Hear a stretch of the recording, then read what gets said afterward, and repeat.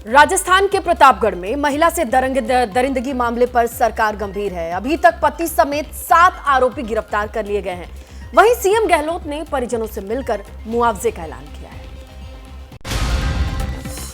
राजस्थान में विधानसभा चुनाव से ठीक पहले महिला से हुई दरिंदगी पर खूब राजनीति हो रही है। बीजेपी लगातार कानून व्यवस्था के बहाने गहलोत सरकार पर हमलावर है, तो वहीं मामले की गंभीरता को देखते हुए सीएम गहलोत भीलवाड़ा से सीधे हेलीकॉप्टर के जरिए धरियावाद पहुंच गए और पीड़िता के परिजनों से मुलाकात की।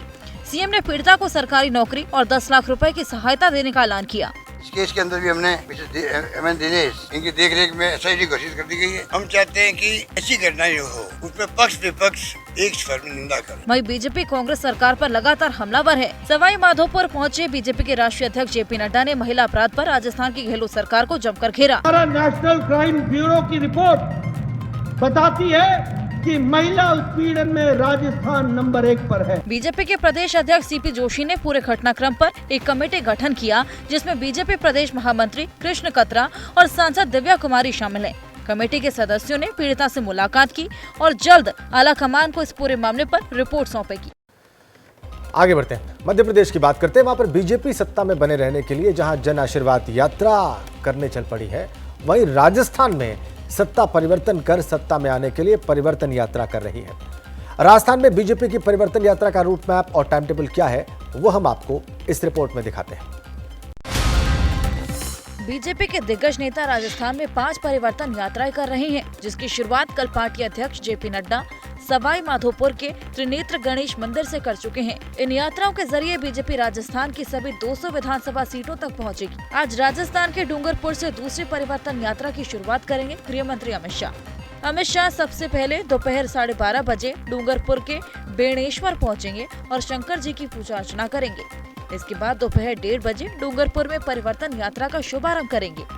इसके बाद कल यानी 4 सितंबर को रक्षा मंत्री राजनाथ सिंह रामदेवरा से तीसरी परिवर्तन यात्रा की शुरुआत करेंगे और 5 सितंबर को चौथी परिवर्तन यात्रा को गंगानगर के गोगा मेड़ी से केंद्रीय मंत्री नितिन गडकरी रवाना करेंगे। अंत में जयपुर में पीएम नरेंद्र मोदी का कार्यक्रम होगा, जहां पर पीएम मोदी एक बड़ी जनसभा को संबोधित करेंगे। मध्य प्रदेश और राजस्थान दोनों हिंदी भाषी राज्य हैं और दोनों राज्यों को मिलाकर लोकसभा की 54 सीटें हैं। इस लिहाज से दोनों राज्यों के विधानसभाओं का चुनाव सेमीफाइनल की तरह देखा जा रहा है। और देखिए 24 के चुनाव का बिगुल बज चुका है, जहां सभी विपक्षी पार्टियां एकजुट होने का समीकरण बना रही है। तो वहीं बीजेपी को एकजुट विपक्ष से निपटना भी और इसमें सामने आगामी मध्य प्रदेश विधानसभा चुनाव में सत्ता को बरकरार रखने की चुनौती भी है। बीजेपी ने मध्य प्रदेश विधानसभा चुनाव के लिए कमर कस ली है और इसके लिए बीजेपी के 5 दिग्गज नेता जनता से आशीर्वाद पाने के लिए जन आशीर्वाद यात्राएं निकालने वाले हैं। ये 5 जन आशीर्वाद यात्राएं मध्य प्रदेश की 230 विधानसभा में से 210 से होकर गुजरेगी। इन 5 जन आशीर्वाद यात्राओं का टाइम टेबल क्या है, इसे भी देख लीजिए। इसकी शुरुआत करेंगे बीजेपी अध्यक्ष जेपी नड्डा। जेपी नड्डा की यात्रा 3 सितम्बर यानी कि आज सुबह करीब 11 बजे चित्रकूट से शुरू होगी और विंध्य क्षेत्र से होकर गुजरेगी। इसके बाद 4 सितंबर को रक्षा मंत्री राजनाथ सिंह नीमच से अपनी यात्रा निकालेंगे। 5 सितंबर को गृह मंत्री अमित शाह मंडला से महाकौशल क्षेत्र और श्योपुर से ग्वालियर चंबल क्षेत्र में होकार भरेंगे। इसके बाद 6 सितंबर को सड़क परिवहन मंत्री नितिन गडकरी खंडवा से निमाड़ क्षेत्र की यात्रा का आगाज करेंगे और अंत में मैदान में उतरेंगे पीएम मोदी। 25 सितंबर को भारतीय जनसंघ के शीर्ष नेता रहे स्वर्गीय दीनदयाल उपाध्याय की जयंती है और इस मौके पर इन 5 जन आशीर्वाद यात्राओं के समापन करने पीएम मोदी भोपाल आएंगे और कार्यकर्ताओं को संबोधित करेंगे। और उधर देखिए छत्तीसगढ़ का चुनावी तापमान जैसे जैसे चढ़ रहा है, वैसे वैसे नेताओं के बीच जुबानी जंग भी तेज हो चली है। अमित शाह ने जहां कांग्रेस पर एक के बाद एक वार किए, तो वहीं भूपेश बघेल ने भी पलटवार करने में देर नहीं लगाई। छत्तीसगढ़ से शाह की हुंकार, कांग्रेस पर जमकर किए वार।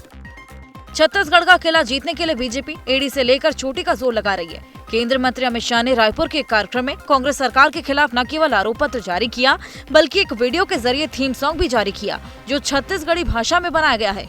अमित शाह ने भ्रष्टाचार के मुद्दे पर भूपेश बघेल सरकार पर जमकर निशाना साधा और चेतावनी देते हुए कहा कि हमारी सरकार आएगी तो भ्रष्टाचारियों को उल्टा टांग देंगे। 18 से जो यहाँ सरकार बन गई, नरेंद्र मोदी जी का साथ देने की जगह यहाँ लूट खसोट भ्रष्टाचार और घोटाले की सरकार बनाई। मुझे पता चला है कि 104 पन्ने का है और उसमें कार्टून ज्यादा है कुछ क्या? बीजेपी ने आरोप लगाए तो कांग्रेस ने भी तुरंत पलटवार किया। छत्तीसगढ़ के सीएम भूपेश बघेल ने कहा कि 104 पन्ने के आरोप पत्र में कार्टून ज्यादा हैं। चुनावों में कमल का बटन दबाओगे तो वीवीपैट में अडानी निकलेगा। नेताओं के जुबानी जंग के बीच छत्तीसगढ़ में चुनाव का घमासान अपने पूरे चरम पर है। पत्रकारिता कोई इमोशन नहीं है, ना अपना कोई ज्ञान देना है और ना कोई विचार थोपना है। पत्रकारिता क्या है?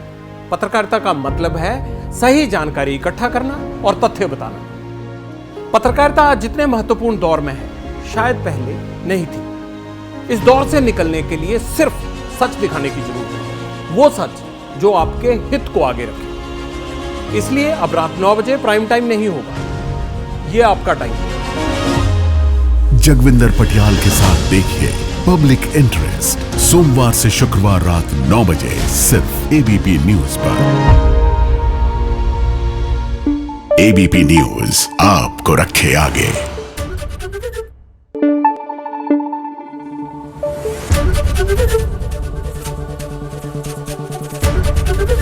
एबीपी न्यूज आपको रखे आगे।